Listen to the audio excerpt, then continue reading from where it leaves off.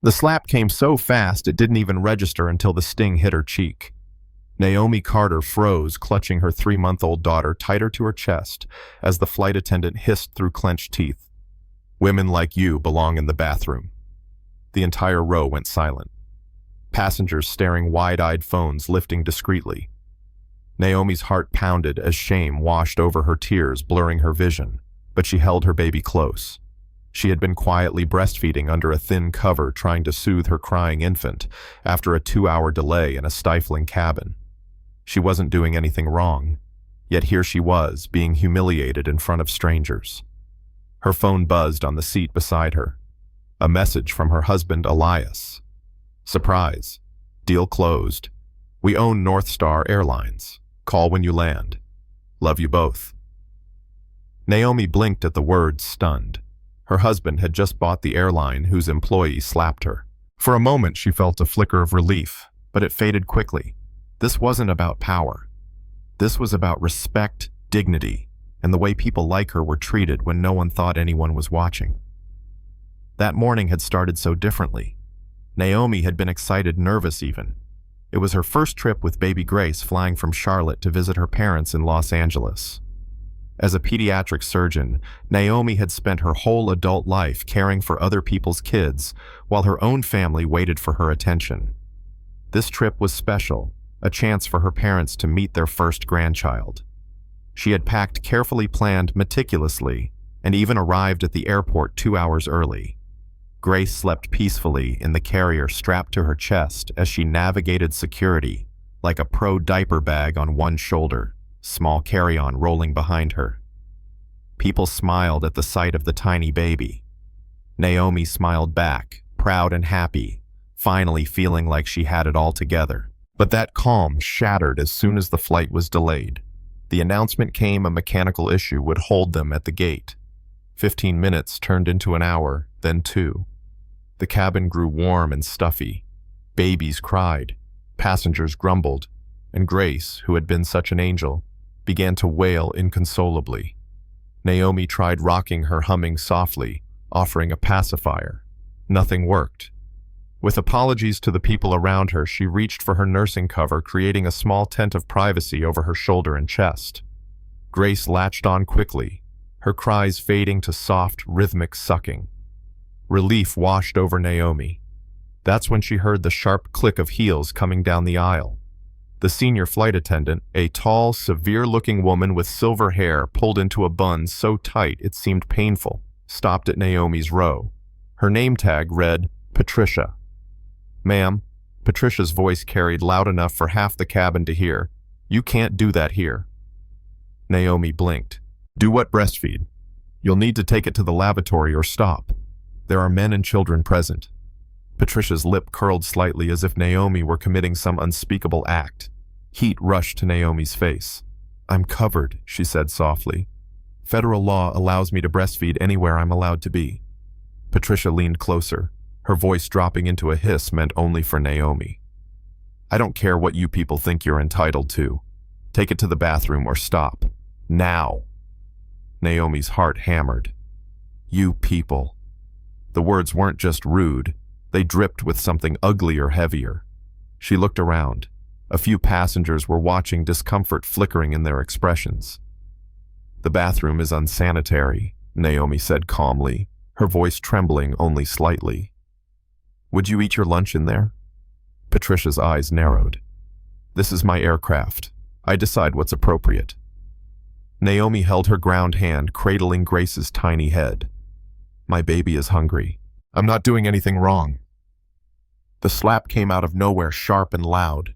The cover slipped. Grace let out a startled scream, and the cabin erupted into gasps. Patricia's voice cut through the stunned silence. "Animals like you belong in the bathroom." Naomi's cheek burned. Tears welled up, not from pain, but from the humiliation of being degraded in front of strangers.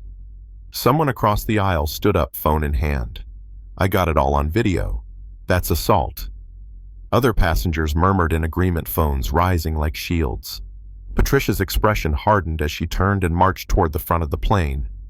Naomi's hands shook as she tried to calm Grace, her phone buzzing again. She glanced at the screen and saw Elias's message about the acquisition. She almost laughed at the absurdity. If only Patricia knew she had just slapped the wife of her new boss. Moments later, the captain announced they'd be returning to the gate due to a passenger disturbance. Naomi's stomach twisted. Passenger disturbance. They were talking about her. When airport security boarded, Patricia pointed straight at Naomi, whispering her version of events. The lead officer approached, stone-faced. "Ma'am, you need to gather your belongings and come with us." Naomi's voice shook. "What? Why that woman assaulted me?" "Crew reported you were being disruptive and refused safety instructions," the officer said flatly. "That's not true," a young woman interjected, waving her phone. "I have the whole thing on video." The flight attendant slapped her for breastfeeding. The officer barely glanced at her. "Ma'am, you can come voluntarily or be removed." Naomi looked around at the sympathetic faces at Grace's tear-streaked cheeks and realized fighting would only traumatize her daughter more. She nodded stiffly. "I'm complying under protest." As she walked the gauntlet down the aisle, every passenger watched. Some filmed. Some looked away. Patricia stood near the galley arms, crossed, smirk firmly in place. Naomi's humiliation deepened when she stepped into the terminal and found cameras waiting. News of the incident had already spread through the airport. In a windowless room, she was interrogated, treated like a criminal, and then told she was on the airline's no-fly list pending investigation. Grace needed a diaper change, a bottle, some comfort, but Naomi was told to finish the paperwork first. She bit her lip hard, fighting back tears. Meanwhile, miles away in a sleek San Francisco office, Elias Carter's world tilted when his chief of staff rushed in, tablet in hand. On the screen was Naomi, his Naomi, being escorted by officers while holding Grace. The headline screamed, "Black Mother Removed from North Star Airlines Flight for Breastfeeding." Elias's jaw tightened. This wasn't just a PR disaster. This was personal. He chartered a private jet, barking orders as he went. By the time he touched down in Charlotte, the video had been viewed over 2 million times. Hashtags like #JusticeForNaomi and Boycott North Star were trending, and the company's stock had dropped 7%. He stormed through the airport like a force of nature, his security detail scrambling to keep up. Naomi sat stiffly in the so-called executive lounge, arms wrapped around Grace. She looked up when Elias walked in, relief flooding her face. He dropped to his knees in front of her, brushing his thumb gently over the red mark, still faint on her cheek. "I'm so sorry," he whispered, voice trembling with rage he couldn't quite hide. "I saw the video. Are you okay? Is Grace okay?" "We're fine," she murmured, though her voice betrayed her exhaustion. He kissed her forehead softly.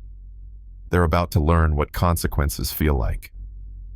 The confrontation that followed was a scene straight out of a drama. Elias sat at the head of a polished conference table, Naomi beside him, Grace dozing in her carrier. Patricia entered with a cocky smirk, assuming this was just another passenger complaint.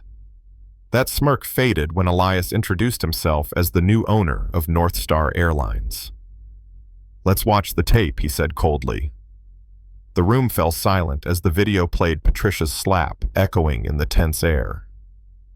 "Would you like to explain yourself?" Elias asked. Patricia stammered. "Sir, I didn't know she was your wife." Elias slammed his hand on the table. "That's your excuse. You think this is about hitting the wrong person? No. It's about you thinking you could humiliate any woman who didn't meet your standards." Patricia was fired on the spot. The customer service director who had put Naomi on a no-fly list was ordered to resign. Elias didn't stop there. He announced sweeping reforms, anti-bias training, a passenger bill of rights, visible breastfeeding policies in every cabin. Naomi thought that would be the end of it. It wasn't. The video went viral, and suddenly their private nightmare became a national debate. Naomi found herself on morning shows, her calm professional demeanor cutting through the noise. She spoke not as a victim, but as a doctor. "This isn't just about convenience," she told one interviewer. "Denying a baby food is a health risk. Treating mothers like criminals for nursing is dangerous." Her poise only fueled public outrage. Competitors capitalized, boasting their own pro-family policies. And while many supported Naomi, There were others commentators calling her dramatic pundits, framing Patricia as a victim of cancel culture. The backlash was relentless. Naomi received hate mail, even threats. Her patients' parents began requesting other doctors, worried her celebrity status would be a distraction. One night, Naomi sat in the nursery watching Grace sleep, tears streaming down her face. The incident had scarred her daughter too. Grace sometimes refused to feed, turning away, as if breastfeeding now carried fear. Naomi whispered, "You're safe, baby girl. I promise you're safe." But inside, she wasn't sure. Then tragedy struck closer to home. A colleague called late at night. A 7-year-old boy named Malik, one of Naomi's longtime patients, had died because his mother's pleas for more tests were dismissed. Naomi sat in the dark grief, hollowing her out. Malik's death was a brutal reminder. This wasn't about one slap on a plane. It was about a system that didn't listen to women like her mother's, like Malik's mom. The next day, Naomi told Elias, "I'm done staying quiet. I want to testify at the shareholder meeting." That meeting was war. Elias's enemies on the board wanted him gone, calling his changes emotional and financially reckless. Naomi took the podium and turned the tide. She told Malik's story, connected it to hers, and then asked, how many more mothers have to be humiliated? How many children have to suffer because people in power assume we're overreacting? Her voice was steady, her pain palpable. While she spoke, Elias's team distributed evidence from a whistleblower, internal emails, proving the airline had ignored complaints about Patricia's behavior for years. Screens lit up with damning messages, and by the end of the meeting, the board's attempted coup crumbled. Elias remained CEO. Naomi walked out of that ballroom feeling stronger than she had in weeks. 6 months later, North Star Airlines looked unrecognizable. Naomi and Elias had started the Dignity in Flight Foundation, providing legal aid for parents facing discrimination while traveling. Airports installed nursing stations. Crew training changed. Even some of their former adversaries came around. The captain who authorized her removal became an advocate for inclusion in aviation. On the anniversary of the incident, Naomi stood at a podium, Grace, now a chubby, smiling 9-month-old, on her hip. She spoke about progress, then sat down calmly, unbuttoned her blazer, and nursed her daughter right there on stage as the room erupted in applause. Cameras flashed, and for once Naomi didn't care. Later, boarding a North Star flight, Naomi noticed a small sign near the door. Breastfeeding mothers are welcome to feed their babies anywhere on board. A flight attendant offered her a glass of water while she nursed Grace mid-flight. No judgment, no stares, just quiet respect. Naomi looked down at her sleeping baby and thought, this is just the beginning. So what about you? If you were sitting on that plane, would you have spoken up or stayed silent? Have you ever seen someone treated unfairly and wondered if you should step in? Drop your thoughts in the comments. Hit like if this story moved you, and subscribe for more tales that remind us speaking up can change everything.